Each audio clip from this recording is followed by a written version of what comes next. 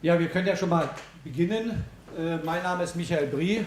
Wir laufen uns sozusagen ein bisschen warm, bis dann vielleicht noch andere kommen. Ich arbeite für die Rosa-Luxemburg-Stiftung am Institut für Gesellschaftsanalyse und vor 2 Jahren habe ich Jason Moore eingeladen und took 2 years, yeah, I already said it once during the day, during the seminar. It took 2 years to get you to the Rosa-Luxemburg Foundation. He will speak then English, yeah, but ich werde meine Einführung auf Deutsch machen, das klingt auch wahrscheinlich immer noch ein bisschen besser. Das ist insofern eigentlich erstaunlich, weil Jason Moore mit seinem ganzen Ansatz, den er vertritt, also einer Analyse des Kapitalismus im lebendigen Gewebe des Lebens, Capitalism in the Web of Life, eigentlich sehr stark in der Tradition von Rosa Luxemburg ist. Sein Ansatz einer Akkumulationstheorie, die nicht einfach nur Kapital und Arbeit erfasst, sondern Rosa Luxemburg hat ja als die erste aufmerksam gemacht, dass es etwas gibt, was außerhalb des Kapital-Lohnarbeit-Verhältnisses ist, nämlich die Welt der Kolonien, die sogenannte später dritte Welt, die ungeheure Welt der Bauernschaft, die eben mit dem Kapitalismus weiter existiert. Das wurde später aufgegriffen durch Theoretiker der dritten Welt wie Samir Amin und eine ganze Reihe von anderen, die das weiter ausgeführt haben. Dann wurde es durch den Feminismus aufgegriffen und ausgedehnt auf die Geschlechterbeziehung, auf die Frage der Aneignung unbezahlter Arbeit im Prozess der kapitalistischen Akkumulation.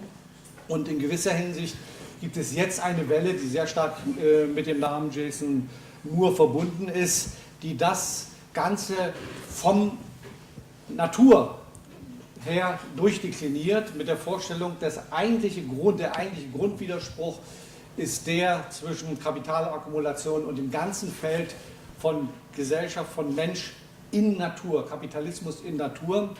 Kurz zur Vorstellung von Jason Moore. Er arbeitet an einer Universität, die zumindest die marxistisch Interessierten hier im Raume kennen, zumindest indirekt, ist nämlich verbunden mit dem Namen von Immanuel Wallerstein, der dort 25 Jahre lang gelehrt hat an der Binghamton University, einem Ort nördlich von Philadelphia und südlich von New York, also irgendwo genau in der Mitte, dazwischen finden Sie das.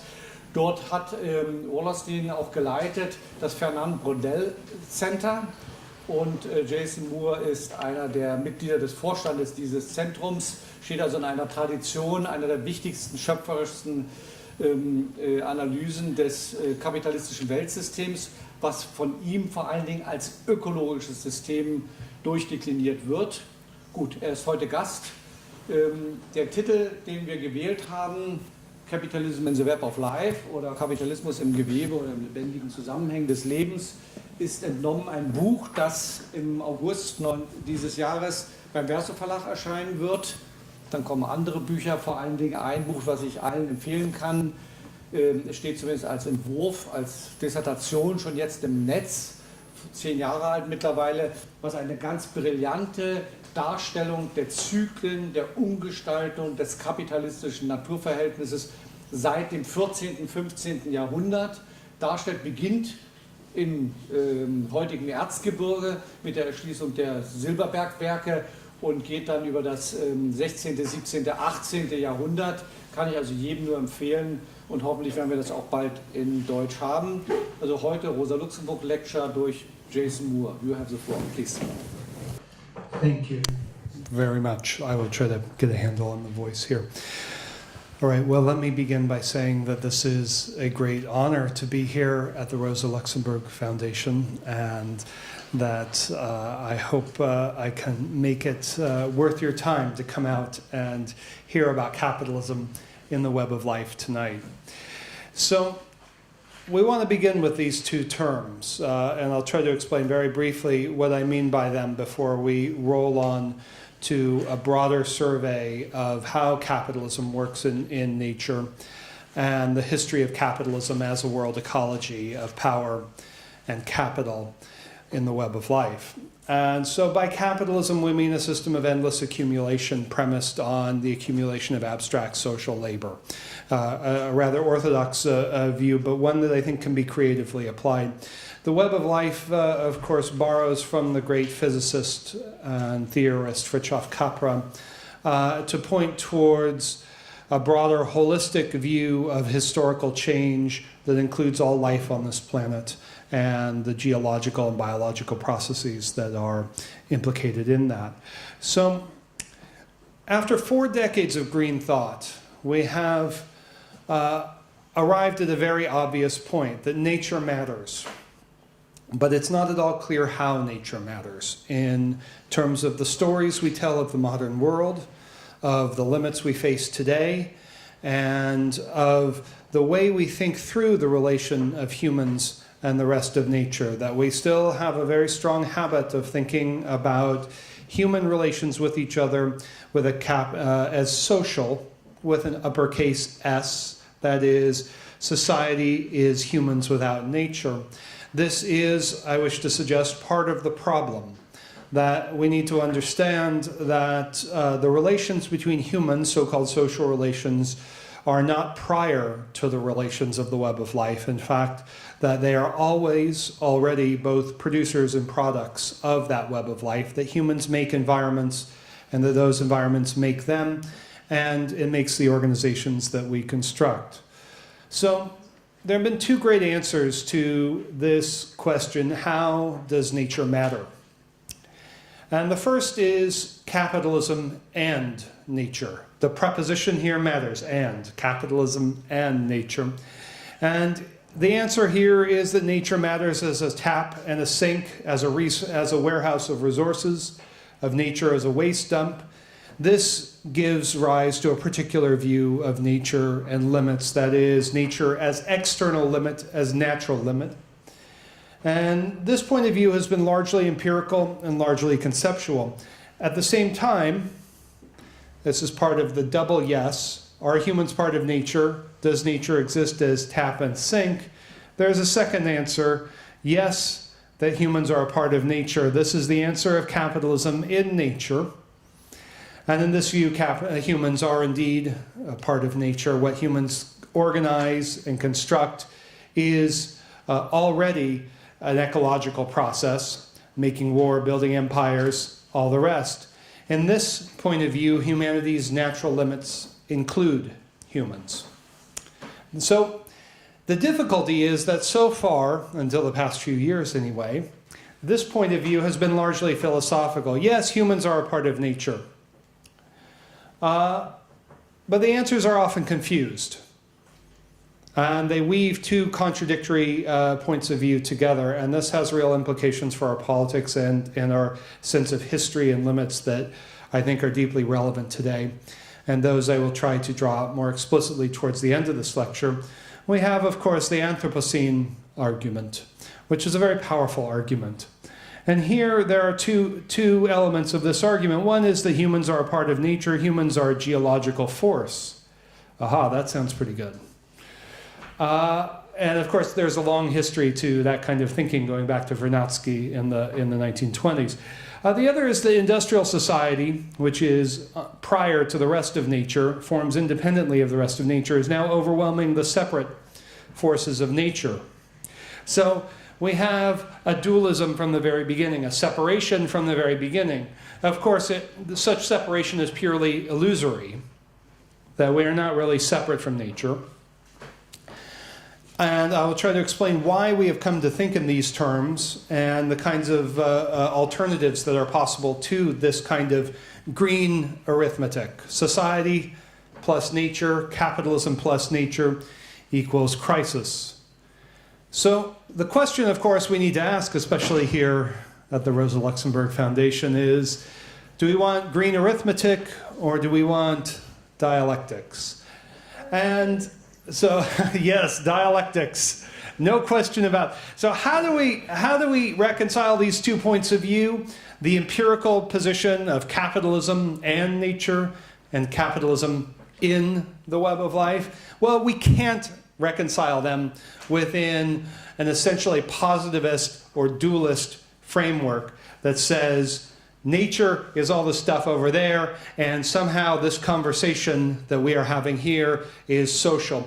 Well, in fact, this conversation that we are having here is both a product and a producer, perhaps, of definite relations within the web of life and with each other. Many of the things that humans do, of course, are intimately, immediately, and deeply connected in a way that transcends the social and biophysical moments. The process of making food and sharing food, of making families, raising families, of building cities for that matter. It is not always clear, in fact very rarely clear, where the so-called social moment ends and the ecological moment begins. They can, however, be synthesized. I think this is one of the core insights that I take out of Marx's own philosophy of internal relations, and that in a broad global conversation scholars in the world ecology perspective have been having over the past few years is, how do we see humans configured within the web of life?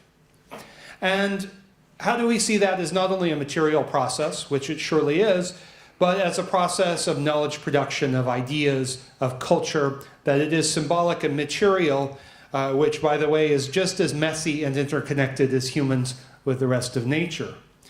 So, of course, not Anthropocene, Capitalocene. Yes? Not Age of Man. The Manthropocene, that's sometimes called that Anthropocene, sometimes called. There are many good candidates, but Age of Capital is as good as any if we want to understand the historical era of the past 5 centuries as an era of nature, power, and capital. And so when I say Capitalocene, I do not mean a period of economic or social history as these terms are normally understood, although what I say, of course, has everything to do with economic and social history, but as an era of environment making under conditions of rapid capital accumulation. In fact, centuries before the steam engine arrives and takes over, let's recall that the steam engine does not dominate English industry until after 1830. Centuries before that, an era of environmental change ushered in by the new capitalist mode of production and its imperial apparatus provoked a wave of environmental transformations that was faster in speed, wider in scope, and bigger in scale than anything known in the history of humankind. No thanks to the steam engine. The steam engine only made it all worse, right? Okay, so we need to move from this focus on a sacred object, the environment. There's nature. Nature's out there, right? Of course, yes. The planet revolves around the sun. We have definite biospheric cycles. Yes, yes, yes. And my point in all of this is not to say that that's a construction, but in fact to say that the separation in our mental frameworks and in our politics of biogeochemical cycles, of the carbon cycle, of long-term shifts in biodiversity on planet Earth, that the contributions of those processes to human history is in fact obscured by a view that separates human history and so-called natural history. So we move from the environment to environment making. Of course, all life makes environments. We know that. But humans can make environments in a powerful and spectacular way. So let's recall our double yes. That is, nature is external to humanity and exists mainly as tap and sink, and that nature is also a web of life that includes humans. How do we deal with this?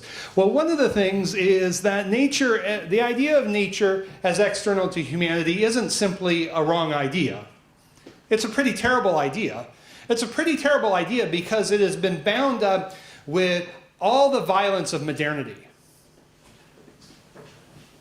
It is not only a violent abstraction in the sense that nature and society are fetishes that abstract very crucial relations from each other. It is also that, practically speaking, the boundary setting of who counts as part of nature and who counts as part of humanity is one of the fundamental moments of imposing real violence on both humanity and the rest of nature. The great questions of gender and race and class and colonialism in the rise of capitalism turned on the question of who counted as human and who didn't. So as a project, capitalism continually recreates nature as an external object. This has a lot of advantages. One of the advantages is you can remove obstacles that are in your way, like people who happen to live on the land that you want or the resources you want to get access to. It has the advantage that once you create objects that have the pretense, the illusion of being separate, you can impose all sorts of rationalizations upon them, all the hallmarks of modern science, which have served to make the planet legible for capital and empire. And I'm not against science. Science is great. And historically, the role of science has been to make the planet legible and understandable for capital accumulation.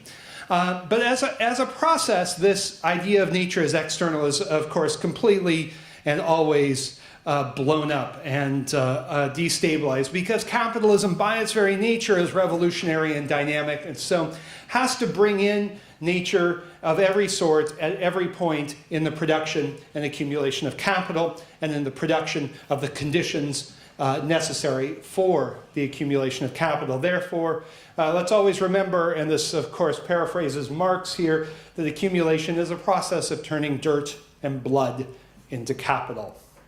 I don't think that was merely a metaphorical flourish on Marx's part of turning blood into capital. I think that it meant something deeper than merely a nice turn of phrase. So from the very beginning of capitalism, which I see developing in the 16th, 17th, and 18th centuries, and I'll try to make clear why I think that, one of the signal achievements, the decisive achievements of the rise of capitalism was to create this object called nature and to separate it off from humanity. This made possible cheap nature. And cheap nature, I mean in a fairly orthodox Marxist sense, in terms of the socially necessary labor time necessary to deliver the cheap labor power, food, energy, and raw materials necessary to make capitalism go. And I'll explain more about that as we move on. So, in other words, nature wasn't just there. It was actively produced through new combinations of science, territorial power, that is empires, and new states, and of course world markets and new systems of credit and all the rest that went into the formation of a modern world market. And at the core of all this, and this is one of many reasons why I am uncomfortable with the idea of characterizing early capitalism as somehow merchant capitalism or pre-industrial capitalism. No, in fact, this was a quite dynamic system in which the production of relative surplus value was pivotal. And it was pivotal in a different way than the era of large-scale industry. It was pivotal because capitalists did not need machinery on the scale of Manchester or later Detroit in order to advance the rate of exploitation. They used the scientific and cartographic and botanical knowledge and new practices, new forces of mathematization, of rationalization, of surveying to put nature to work in service of labor productivity within commodity production. The consequence for nature in a traditional green account or environmental history account is that much of nature was laid waste on a scale that was faster and greater by an order of magnitude, by 5 to 10 times or greater than what we saw in the medieval era. So, this separation, nature and society, it was symbolic and scientific as well, and it was dripping with blood and dirt. So the binary of nature society is the necessary symbolic moment of the era of primitive accumulation and the separation of the direct producers from the means of production. That these did not simply happen at the same time out of happenstance. That these were directly related, not functionally related, not reducible to each other, but were involved in a cascading series of historical geographical transformations in this era. So, let us be clear that from the beginning of capitalism, the human nature divide that many of us take, including myself all too often, many of us take as for granted as obvious society nature. And in fact, that is a deeply constructed and one of the most powerful ways of setting up all the other dualisms that we're familiar with between the West and the rest, man and woman, white and non-white, all of these dualisms that have come under fire amongst critical intellectuals from the 1970s. But one still stands. That is nature, society. And of course, in this period, many people, as I've said, many humans were not allowed to be part of society or the new humanity with the uppercase H or S. African slaves, indigenous Americans, virtually all women, these were not part of humanity, these were part of nature. So we have, when we start to think of an alternative, we have to think of two processes occurring at the same time. That is, the shifting boundaries between human and non-human natures, or not quite human, and new material scientific changes in the web of life through new technologies, but also the mounting and accumulating consequences of capitalist development. So the way in world ecology that we are talking about these transformations is to see the accumulation of capital, the pursuit of power, and the co-production of nature as fundamentally constituting each other in and through each other, not as separate boxes that somehow mechanically relate, but as an organic and evolving whole, much as Marx talks about circulation and production and distribution and exchange as an organic whole. So the way that we go about this is to move beyond the idea that we are going to tell the story, the environmental history of capitalism or the political ecology of imperialism, because those ways of telling stories say, I'm going to tell you about the environmental consequences of a social process. And we agree the environmental consequences of these processes have been large and terrible and devastating. And we would say that those processes in themselves, imperialism, industrialization, and all the rest, those processes in themselves are bundles of human and extra-human nature.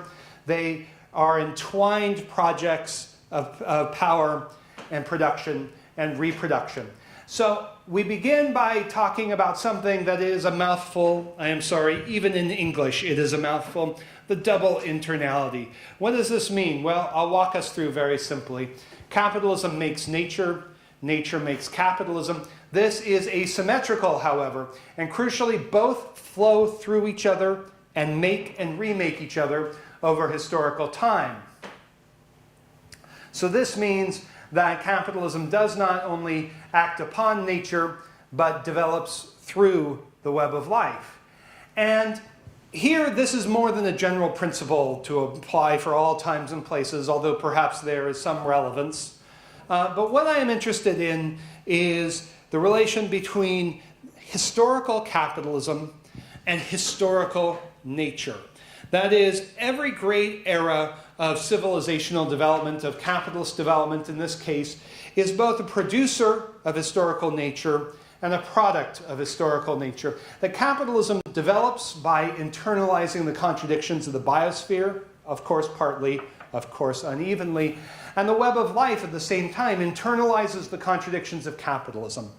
Again, unevenly, partially, and there is a historical or secular moment to this in which the transformations of each moment imply a cascading series of changes in the other. However, and it's a big however that we have arrived at today, that the mounting contradictions of capitalism are now creating fundamental and unfortunately irreversible changes in the Earth system, such that the web of life's internalization of capitalism's ferocious waste-generating machine is now generating a set of, or a repertoire of forms of nature that are increasingly hostile to capital accumulation and cannot be fixed in the old ways. Climate change is a spectacular example of this. So are the ongoing contradictions within world industrial agriculture around something called super weeds. You think of Superman, well, super weeds that cannot be dealt with in the old toxic pesticide-centered ways. So this means that nature is not just there. That at a time where no serious analyst of global capitalism would use Marx's concept of production in general to talk about the globalization of production, we still have a tendency amongst left ecologists, amongst the radical green critique, to treat nature in general as a sufficient concept. Now, nature in general is there, but it doesn't explain very much. It describes something, but it doesn't explain very much. That what we are looking at are historical natures, that the historical nature that obtains at this moment is not the same historical nature that obtained in 1700. And this is so because the web of life itself has transformed. As we know, it is undergoing a series of state shifts, the term that Earth system scientists use. And it is true because capitalism is different. So this tension between the two needs to be brought to the fore. Okay. So historical natures are the field upon which capitalism acts and the field that capitalism in turn transforms.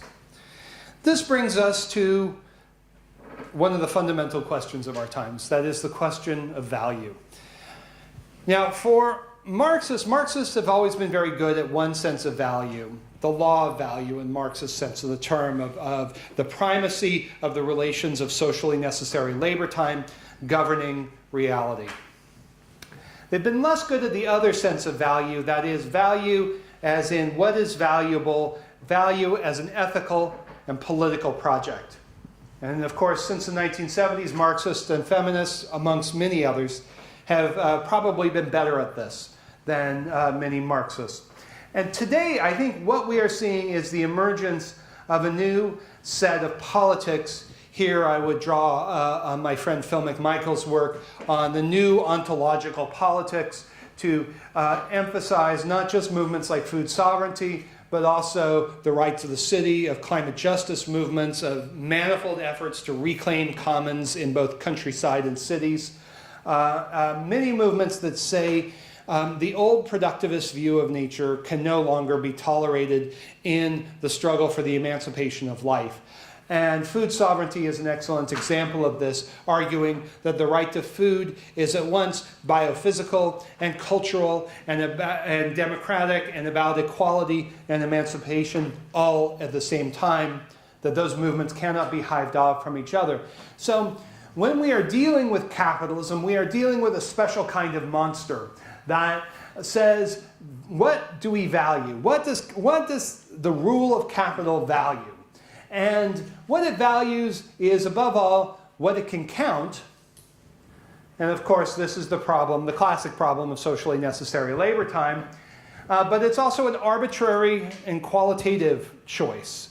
We're only going to count some things and not others. We're not going to count all the work of humans. We're going to count some of the work of humans. And so we're going to count the work of humans within the commodity system. That's the qualitative dimension. And what this means is that only some, and historically even to this day, a minority of humans work in the commodity system. Wage workers, keeping in mind even an expanded conception of wage work that we can debate over in the question and answer period. So, in other words, this is the old feminist critique, which is absolutely central to the politics of the present and to the analysis of capitalism.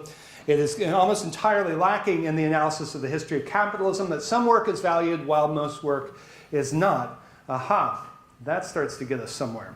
So this is not merely an oversight. So value under capitalism depends upon social reproduction remaining largely outside the capital nexus. So how do we deal with this problem? Well, I tried to make sense of this question of the work of nature and the unpaid work of humans for a very long time, for about 20 years. I could not figure it out. Finally, it dawned on me that the decisive connection for capital is the relation between that zone of life that occurs within the circuit of capital that is reproduced through the cash nexus and that sphere of life that is that works and works very hard outside that circuit of capital but supports the production of value. Without that unpaid work outside the circuit of capital, capital accumulation could not occur. It would simply be too expensive and nobody could make a profit. So instead of a crucial divide between humans and the rest of nature, or between wage workers and domestic labor, we need to understand that these processes go on in a fundamentally similar way, and from capitalism's desire to turn some work into value, but most work into socially necessary unpaid work. So unpaid outside the work, outside the circuit of capital. It does not appear the costs of reproducing unpaid work are defined by the fact that they do not appear on the account books of capital. So the concept that I use here, I borrow from George Kafensis, the great colleague of Silvia Federici, work energy. And I take this to be the capacity to do physical work. This is a fairly general conception that I will proceed to move into some historically determinate abstractions.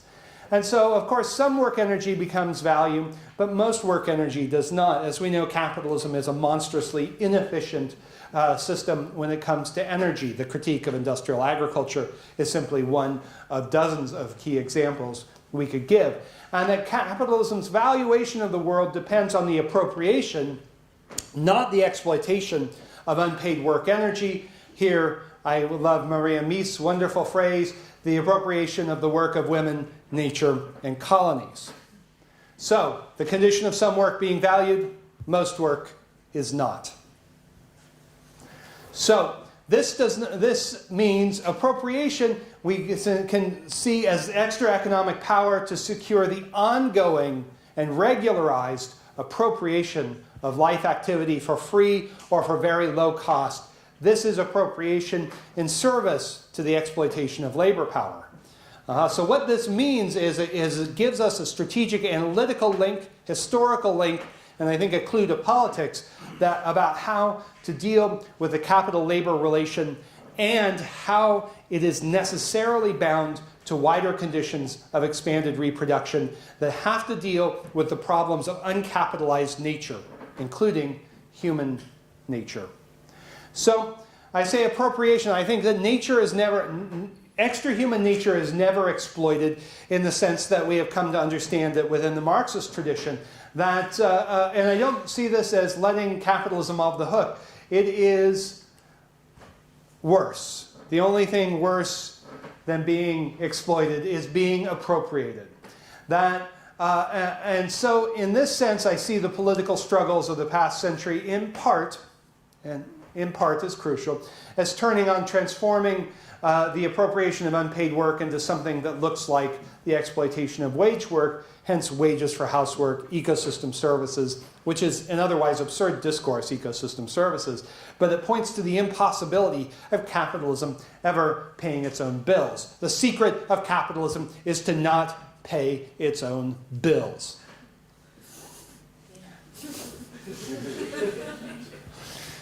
Enter cheap nature.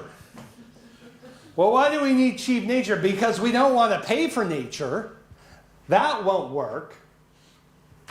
So this means the law of value is a law of cheap nature. And here, this is a classic Luxemburg argument, right? That the reproduction, the expanded reproduction of capital in the circuit of capital depends necessarily on a much larger appropriation of uncapitalized natures, including human natures, outside the circuit of capital and mobilizing them in support of exploitation and accumulation inside.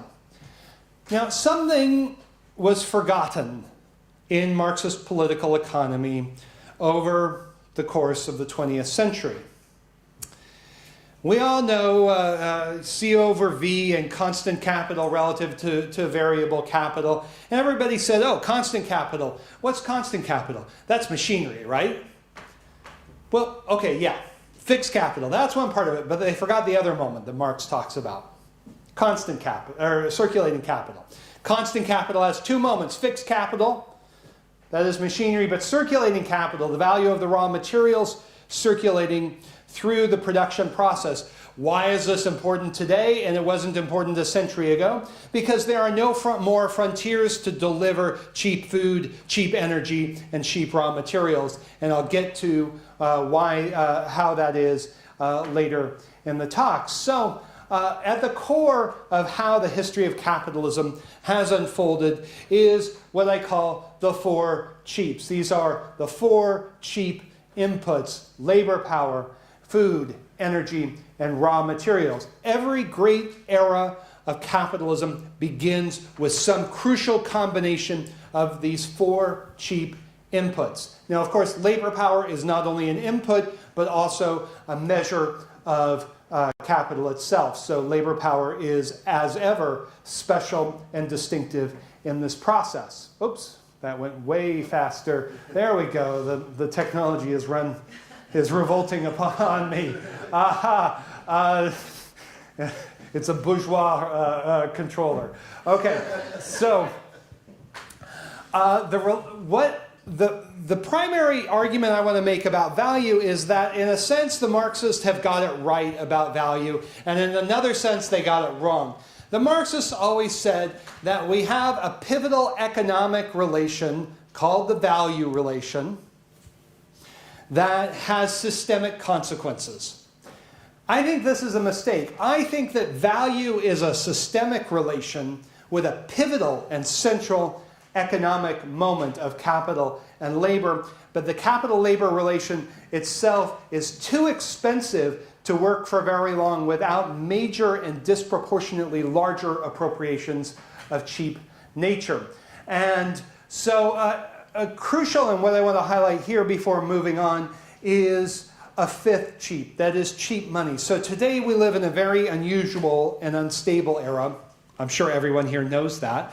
And one of the ways that we have seen an extension of this absurd financialization is through cheap money. And what does cheap money allow? Very low interest rates. What does that allow? Well, a lot of different things.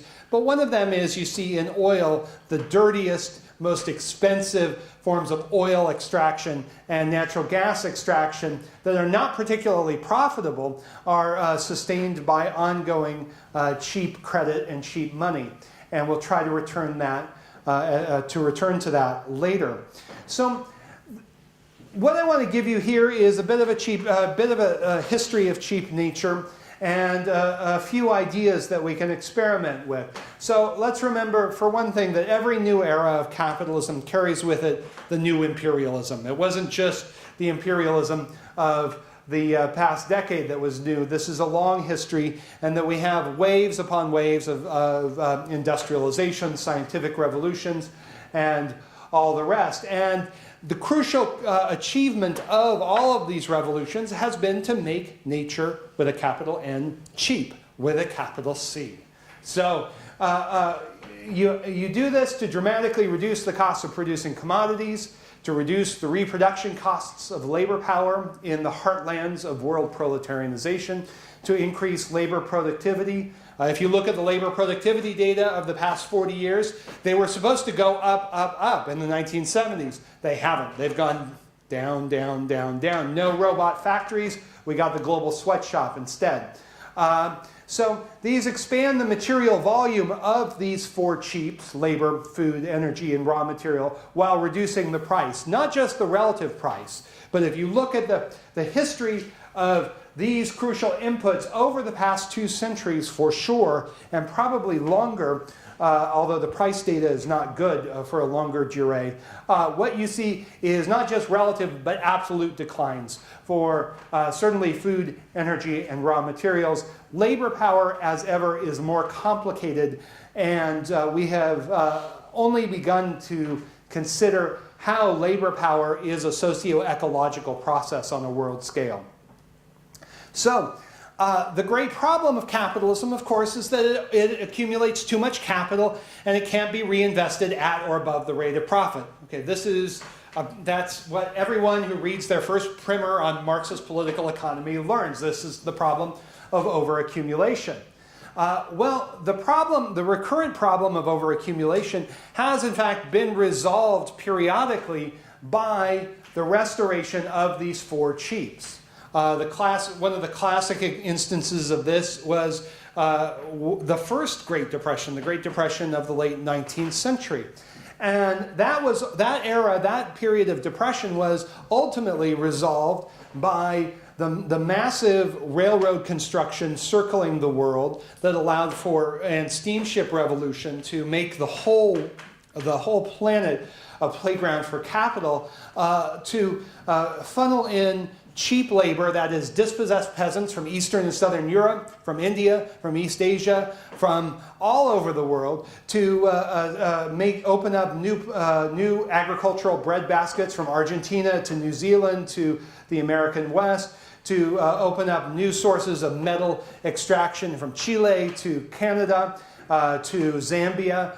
All of those dramatically reduced the costs of the basic inputs of production and resolved simultaneously the rate of profit problem and the overaccumulation problem, which makes sense because when the rate of profit goes up, the rate of investment picks up as well, and the accumulation problem is resolved. Now, this points to a crucial issue that we'll touch upon in just a moment, which is Marx's general law of underproduction. It's not just overproduction.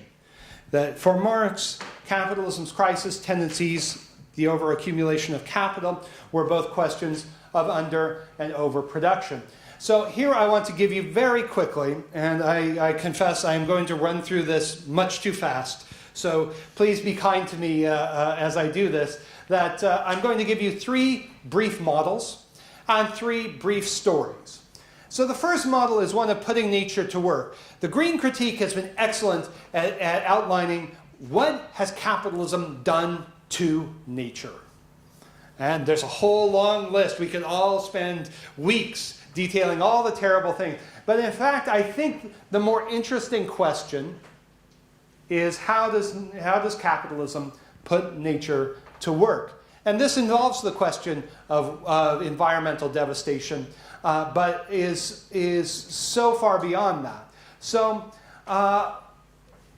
what we want to understand is that putting nature to work, which includes human nature, by the way, is the decisive way of advancing labor productivity. Even today, when the price of energy goes up, labor productivity growth collapses. This has been true since the 1970s. So this is a contemporary process, but one that has its origins in the early modern century. And that this is not merely a question of technology, but of what Lewis Mumford, the great urban theorist, called technics. That is, a dynamic whole of ideas and machines and power. And those techniques allowed even early capitalism to harness the natures within its grasp to advance labor productivity, yes, relative surplus value. So this was not simply an era of absolute surplus value, but also of rising labor productivity in one key sector after another. Here's the second model. Everybody's forgotten about this. This is Marx's general law of underproduction, his phrase, general law. And for Marx, the technological dynamism in production tends to outrun the capacity to deliver cheap elements of production, that is, circulating capital. Not the circulation of capital, but circulating capital. This tendency of underproduction was, in fact, the key crisis tendency of early capitalism. The fossil fuel revolution shifted that and appeared to make this issue of underproduction a thing of the past. But as we have seen over the past decade with the commodity boom, and then the end of the commodity boom, but not really the collapse of prices, not the return of cheap nature as we had always seen before, that it appears to be coming back today. And again, it is not a question of over and underproduction as separate, but of how they fit together, of how underproduction and overproduction fit together.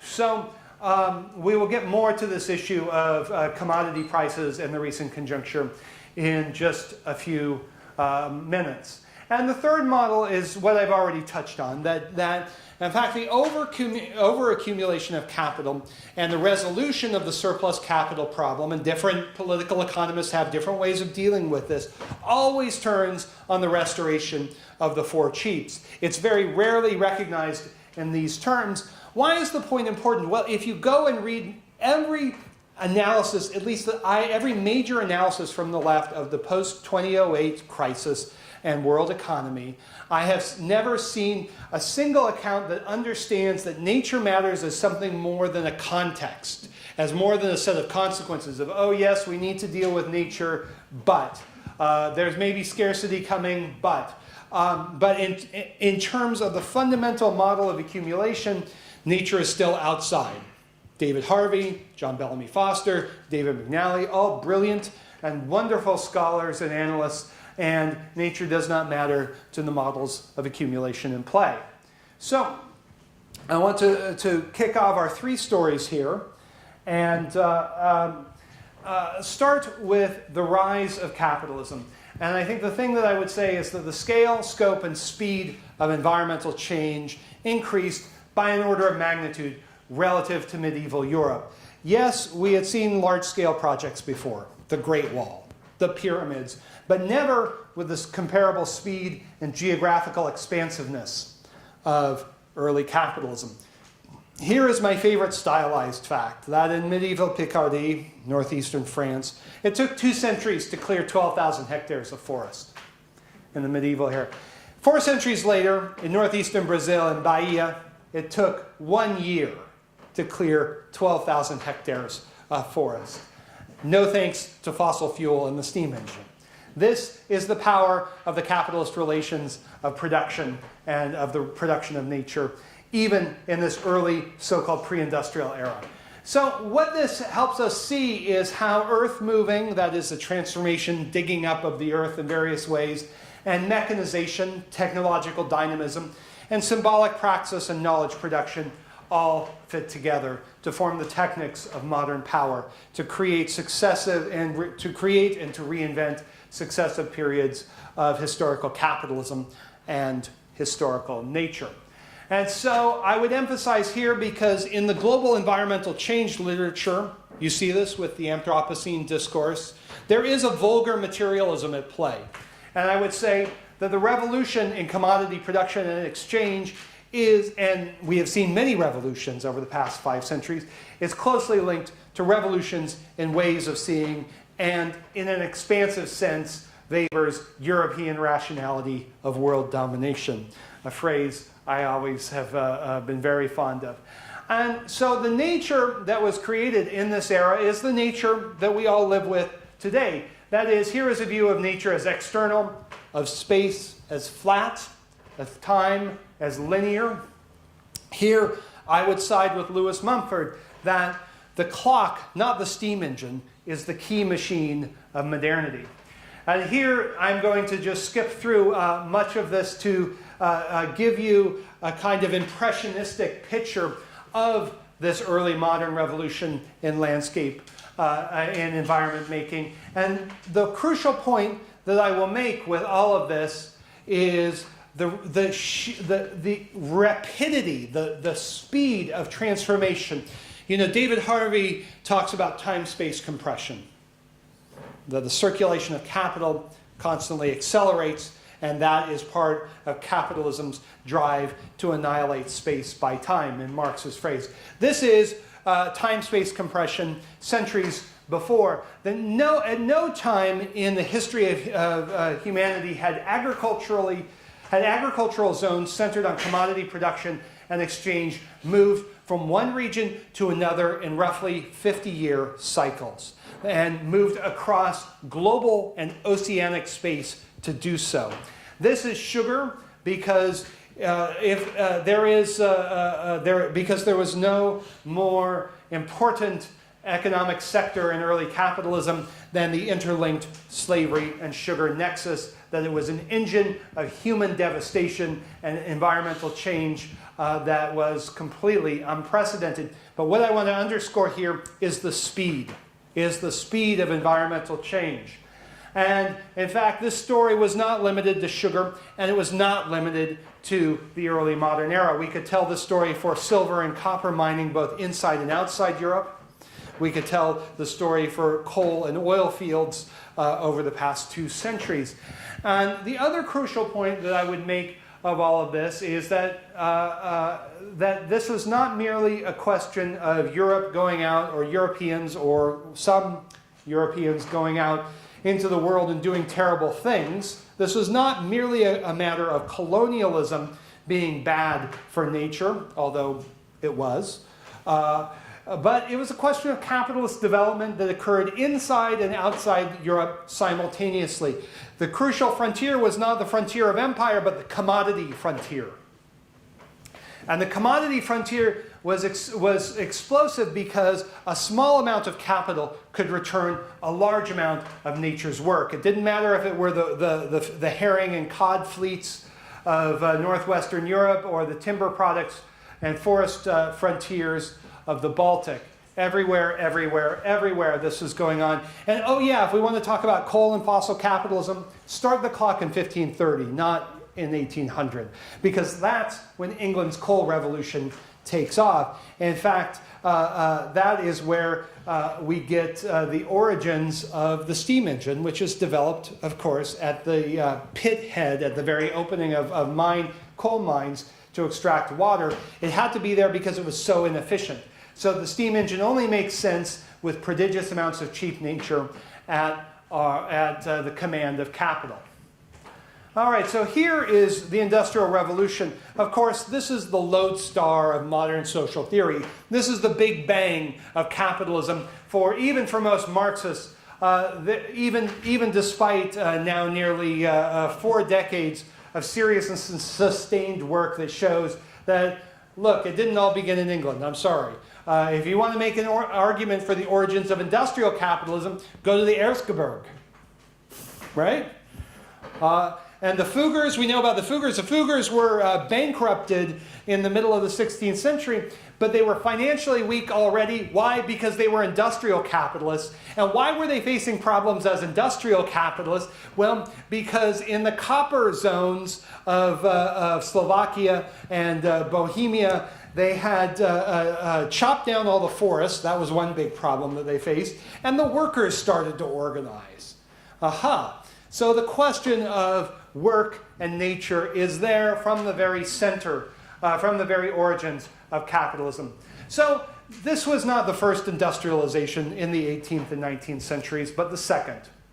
And there were mounting problems not only in England or Britain by that time, but across the European world economy.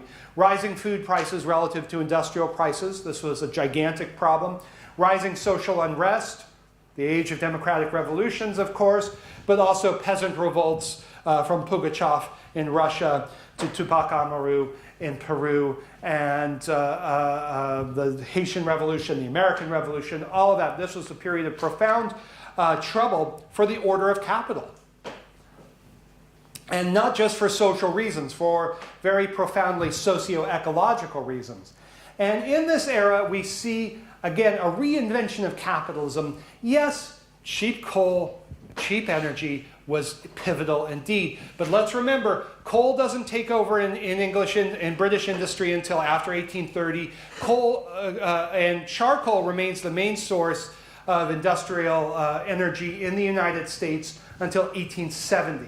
So it's not all about coal. In fact, most ocean shipping did not give way to steam engines until after 1860, 1870, somewhere in there. So you see all these new revolutions that set the stage for the long American century of industrial dynamism, of cheap energy, not just coal, but also the opening of timber and forest product frontiers in Russia and Sweden, new agricultural revolutions that fed the English after they had taken all the food out of Ireland, of course. It's always a question of imperialism. Get the closest neighbors first.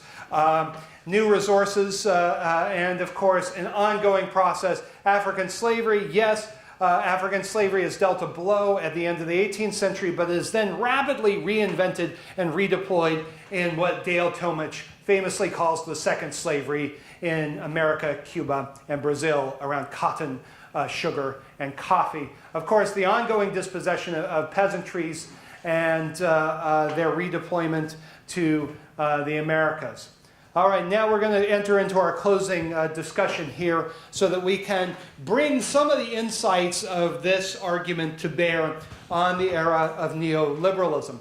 By neoliberalism, I mean the era of capitalist history since the 1970s, and I would abstract for the moment the whole discussion of neoliberalization, policies aimed at privatization, deregulation of capital, and those kinds of issues. Those are important. But right now, I want to deal with the period of development since then. Okay, so let's recall our four chiefs: labor power, food, energy, raw materials.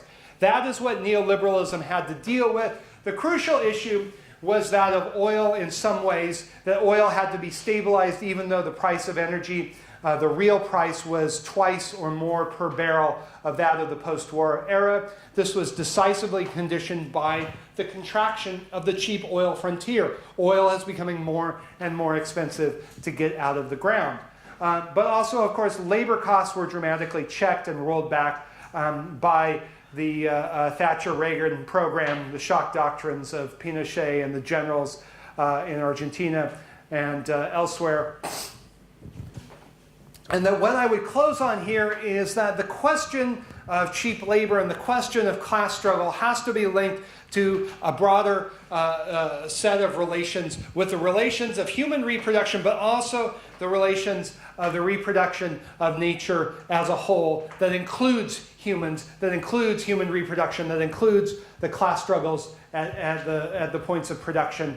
And of course, as we know today, it is becoming increasingly difficult to see where production ends and reproduction takes up. That we have, in advanced capitalism, blurred those lines and sought to create new divisions of labor that both pull global working classes closer together and push them apart. We see five key dimensions of this neoliberal project to restore cheap labor: wage repression in the North, very strong. The falling rate of profit in the US, but also more generalized, led to the shift towards a global factory. This underwrites the ongoing problem of greenhouse gas emissions today, as the global South became, on a per capita basis, more industrialized than the global North as early as 1980. This is based on the work of my late colleague Giovanni Arrighi and Ben Brewer and Beverly Silver. The global factory, of course, was not merely industrial and urban-centered, but depended on a radical global transformation of countrysides that was really unknown in its scale. Unlike anything we'd seen before. The most spectacular instance, of course, is China. 200 to 300 million peasants moved off the land and pushed into the cities, most commonly as rightless proletarians, no rights, no access to services. And this was part of what Richard Freeman, the Harvard economist, calls the Great Doubling. This was the creation of a world proletariat that dwarfed anything that came before. But there was also a gender surplus to this process. That is, this was a great doubling of the world proletariat, but surely a tripling or larger of the female proletariat, adding paid work on top of unpaid work on an unprecedented scale. So we want to understand how neoliberalism was working. This is a crucial part of the story, and this cannot be hived off as a question of labor separate from the question of labor, separate from the question of nature. These were fundamentally linked. And I would say, too, that we have the issue of capitalism and forced underconsumption, a beautiful phrase from my friend Farshad Araghi, who emphasizes that the neoliberal era was not based on a generalized overconsumptionism, but in fact on the combined and unequal distribution of rights to consumption, such that today we have about 3 billion people with micronutrient deficiencies, that is, either with not enough to eat or not enough of the right foods to eat. So, since 2003, all of our 4 chiefs have become expensive. The key question is, can their expensiveness not only be stopped and halted, but reversed? Can we see a restoration of the 4 chiefs sufficient to launch a new golden age of capital accumulation, such as we saw after 1947, such as we saw after the 1840s? So that part is not clear. What about oil? Oil's cheaper today, right? Gas is a little bit cheaper today.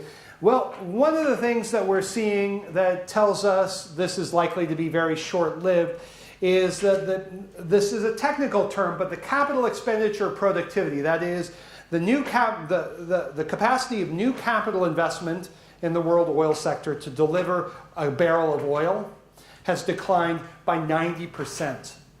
By 90% over the past decade. That means that if I put down $1 of investment to go look for oil in the 1980s and 90s, I get a barrel of oil back. If I do it today, I get 1/10 of a barrel of oil back. Okay? For 80% of the independent oil companies in the world, the cash flow neutral point is $100 a barrel or bigger. This is not from a bunch of radicals, but from those rascals at Goldman Sachs. Of course, they can't be trusted, but they do know where the money lies. We learned that. So, what about labor? People say all the time, well, Jason, there's plenty of labor in the world, right? It's very cheap. There's a surplus humanity. There are billions of people just starving. Well, one of the lessons of the globalization studies of the 1980s and 90s was that capital can't go just anywhere. It has to go to particular places. Where did it go above all? Well, to China. Real wages have been increasing very, very fast. So fast that even the U.S. Department of Commerce is urging domestic capitalists to stay, saying, look, we have cheaper labor here in the U.S. Now, of course, the U.S. Department of Commerce is not necessarily to be trusted on that, but it is true that unit labor costs, along with real wages, have been going up very, very fast. Can that be reversed? Probably not. The history of wage repression is just that, of stopping wages from rising. But even in the global north, where and in places like the US, where wages have stopped rising, the overall reproduction costs for labor power, because of health care, child care, elder care, and all the rest, have continued to rise. So that's part of the problem of capital today. Metals, the same story for oil can be, the story for oil can be told for the story of metals. And that it is becoming increasingly difficult and more toxic to get the metals out of the ground. Cheap food is never coming back. Cheap food is the foundation of modernity. We've all read Robert Brenner or the Marxist story of agricultural revolutions. I buy into that. I accept that. Modernity is based on a labor productivity model of agriculture that delivers cheap food and cheapening food to a growing proletariat. That era is done. It is done, done, done, done. Why? Well, partly we've lived in the midst of the biotic revolution that turned out to be no revolution at all. Agricultural productivity growth has continued to slow. Climate change is already active in suppressing the yields of the main 4 cereal crops: maize, wheat, soy, and rice. And we have the rise over the past 20 years of food justice and food sovereignty movements. I don't wish to romanticize these, but they are asserting something fundamental in the culture of both global north and global south, that the right to food is about more than the right to food. It is about a right to democracy, a right to sustainability, a right to a future that is safe and nourishing and emancipatory. So, what notes do we conclude on? Well, first of all, I think that limits are always historical. I think that we need to be suspicious of the invocation of limits as natural limits, as if we ourselves are not natural beings. We are, and so any account of limits needs to look at how humans forge relations of power, production, and reproduction within the web of life. I would say that that means that nature is always historically specific. And I think most Earth system scientists would entirely agree with that proposition. And so that points to a problem of conceptual language. Our language is very much an early modern language of society and nature. And that became hardened over the course of the 19th century, and especially the 20th century, first with the invention of the term the economy, which, as Mitchell makes clear, is an invention of imperialism and the colonial project, and then the concept of the environment, which was an invention, as Mitchell also points out in his wonderful Carbon Democracy, is an invention essentially of the oil companies in the early 1970s. So we need to start with a historical abstraction and not a violent abstraction. And that capitalism's political economy works on both a kind of Marx pure capital model and on a Luxemburg expanded reproduction relation with the rest of nature, including human nature model. I shorthand this by talking about capitalization and appropriation. And I think right now we're seeing the exhaustion of a strategy, the cheap nature strategy. It has been dynamic for 5 centuries. It is now coming to an end, and we need to consider the implications of this. I don't pretend to say anything particularly groundbreaking here about movement strategy, because I think many of the social movements are far ahead of the scholars on this question.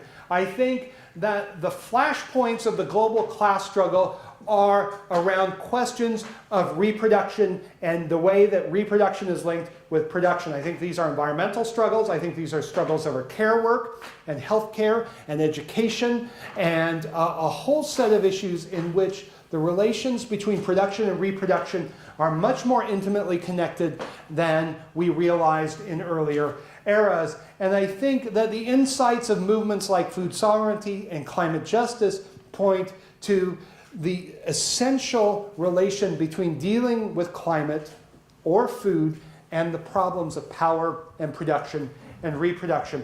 So I think the strategic lesson is to encourage discussions that unify the most disparate domains, the domains of how do we link climate change and employment, financialization, energy systems. I am aware, of course, that there are calls for either a Green New Deal or a green capitalism, which in some ways point in the right direction. In other ways, I think are very backward-looking, and we can talk about those in the question and answer.